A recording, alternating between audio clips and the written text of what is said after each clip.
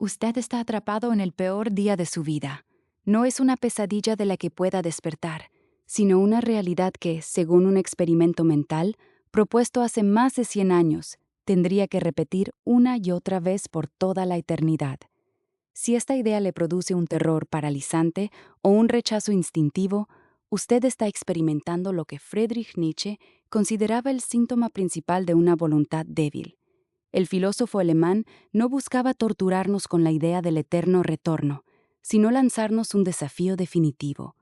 ¿Podría usted llegar a amar su vida de tal manera que no deseara que nada, absolutamente nada, fuera diferente ni hacia atrás ni hacia adelante?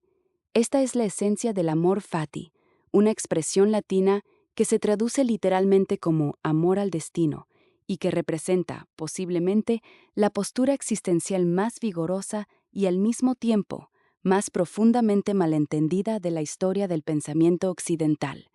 No estamos hablando de una resignación mansa ante el infortunio, sino de una técnica de guerra espiritual para convertir el accidente en necesidad y la herida en una obra de arte. Aunque el término fue acuñado y dotado de su dimensión moderna por Nietzsche a finales del siglo XIX, sus raíces se hunden en el estoicismo de la antigua Grecia y Roma. Los estoicos hablaban de la concordancia con el logos, un término que podemos entender como la razón universal o el orden natural que rige el cosmos.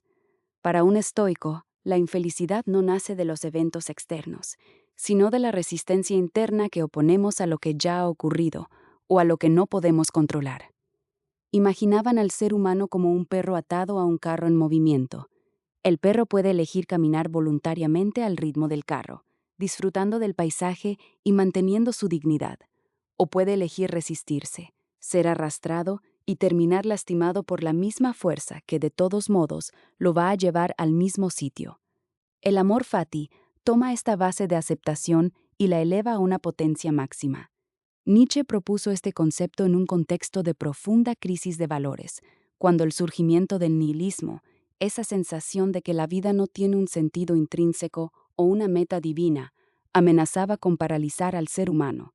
Su respuesta no fue buscar un sentido en un más allá imaginario, sino encontrar la grandeza humana en la afirmación total de la realidad presente, asumiendo lo necesario como algo no solo soportable, sino hermoso. El razonamiento central detrás de esta filosofía busca resolver uno de los problemas más tóxicos de la psique humana, el resentimiento. El resentimiento es ese veneno que nos tomamos esperando que el pasado cambie, una carga que nos impide actuar en el presente porque seguimos peleando batallas que ya se perdieron hace décadas. Al oponerse a la idea de que la realidad debería ajustarse a nuestros deseos morales o personales, el amor fati propone una inversión lógica radical.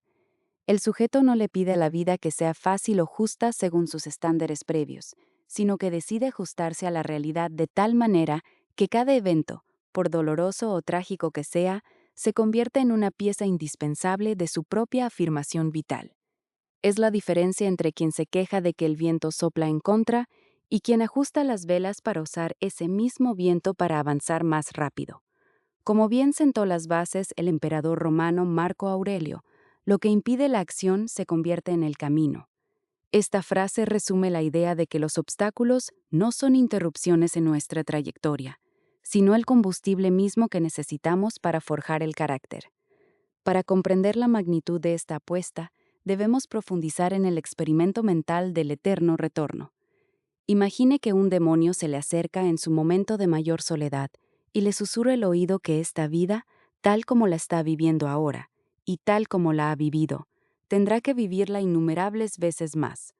No habrá nada nuevo en ella, sino que cada dolor y cada alegría, cada pensamiento y cada suspiro, todo lo increíblemente pequeño y lo increíblemente grande de su vida deberá retornar a usted, y todo en el mismo orden y sucesión.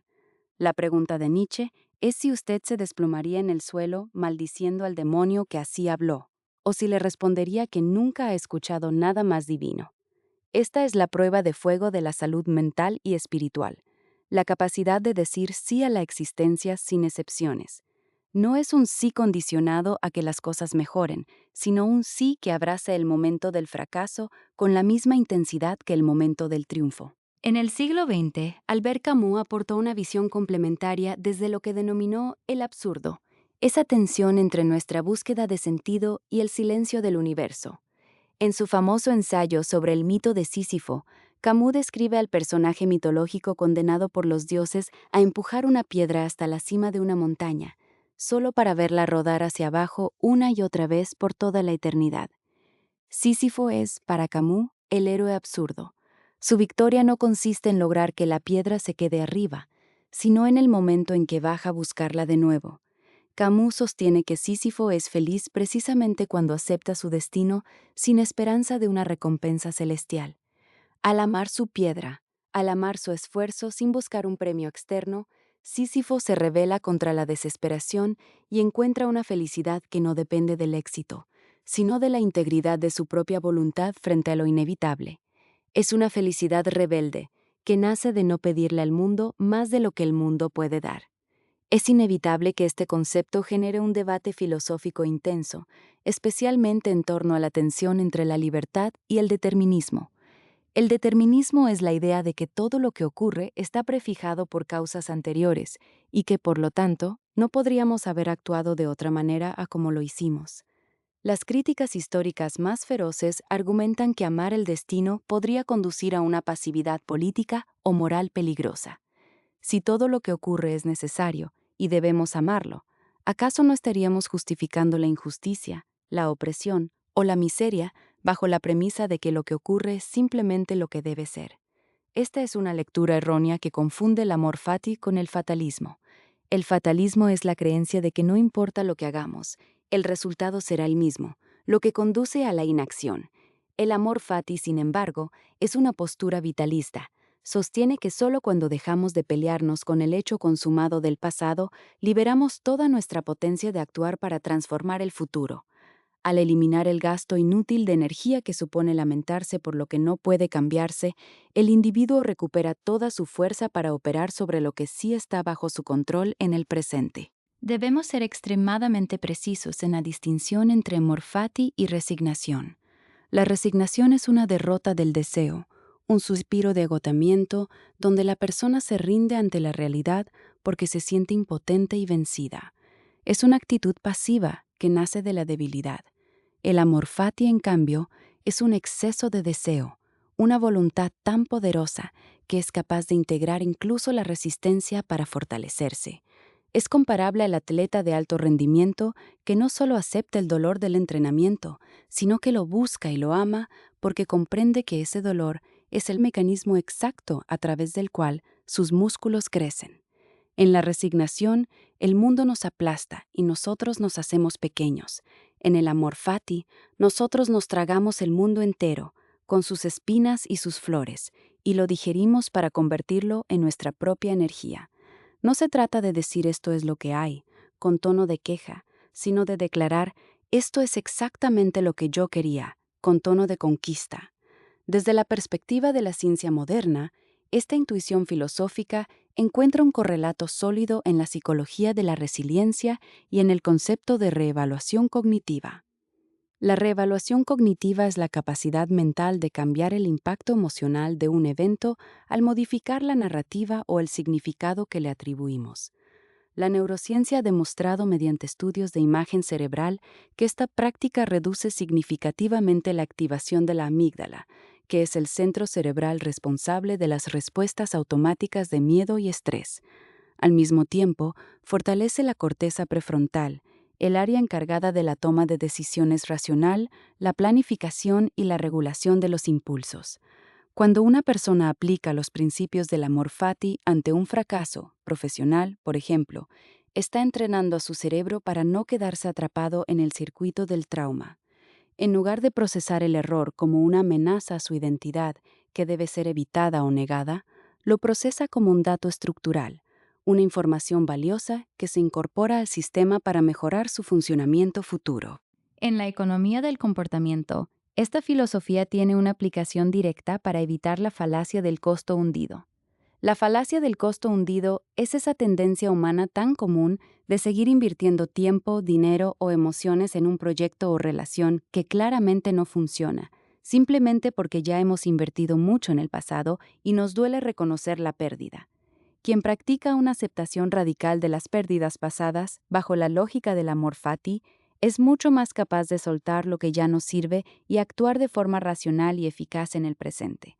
No mira hacia atrás con pena, sino que integra la pérdida como el costo necesario de su aprendizaje actual. La psicología positiva contemporánea también ha validado esta postura a través del concepto de crecimiento postraumático. Este fenómeno describe cómo algunas personas, tras atravesar crisis severas, no solo recuperan su nivel de bienestar anterior, sino que alcanzan un nivel superior de funcionamiento y conciencia. La integración narrativa de la adversidad como una parte esencial y constructiva de la propia identidad es uno de los predictores más fiables del bienestar psicológico a largo plazo. En la vida cotidiana del siglo XXI, marcada por una incertidumbre estructural y una presión constante por la optimización personal, el amor fati se vuelve una herramienta de supervivencia mental indispensable. En lugar de quedar paralizados por el análisis obsesivo de lo que pudo haber sido o de cómo las cosas deberían ser diferentes si tan solo hubiéramos tomado otra decisión, esta filosofía permite pivotar rápidamente. El error deja de ser un estigma que nos avergüenza para convertirse en un suelo firme, el único suelo posible sobre el cual podemos construir nuestra voluntad. Sin embargo, hay que diferenciar claramente esta postura de lo que hoy llamamos positividad tóxica. La positividad tóxica es esa insistencia superficial en que todo está bien y que debemos estar felices de forma obligatoria, lo cual no es más que una forma de negación infantil de la realidad. El amor fati no niega el dolor, ni la fealdad, ni la tragedia. Al contrario, los reconoce como elementos necesarios de la totalidad de la vida. No nos pide que nos sintamos bien mientras sufrimos, sino que amemos el hecho de que ese sufrimiento es parte de nuestra historia única e irrepetible. Esta filosofía nos ofrece una salida radical a la cultura de la victimización. En un entorno que nos invita constantemente a buscar culpables externos por nuestra insatisfacción, el amor fati devuelve la soberanía al individuo.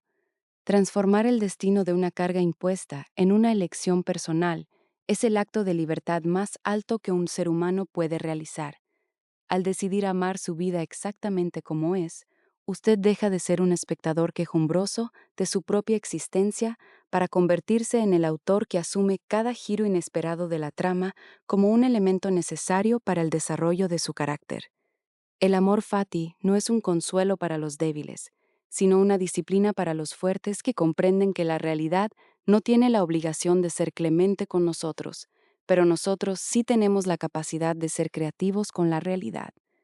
Al final del día, la práctica del amor fati nos enseña que la verdadera grandeza no consiste en escapar de los problemas ni en vivir una vida libre de conflictos, sino en integrar la totalidad de nuestra experiencia con tal intensidad que el pasado deje de ser una prisión y se convierta en el fundamento de nuestra potencia presente. Al dejar de desear que el mundo sea diferente, usted libera toda su voluntad para vivir con una presencia absoluta, transformando cada obstáculo en el camino mismo hacia su propia realización.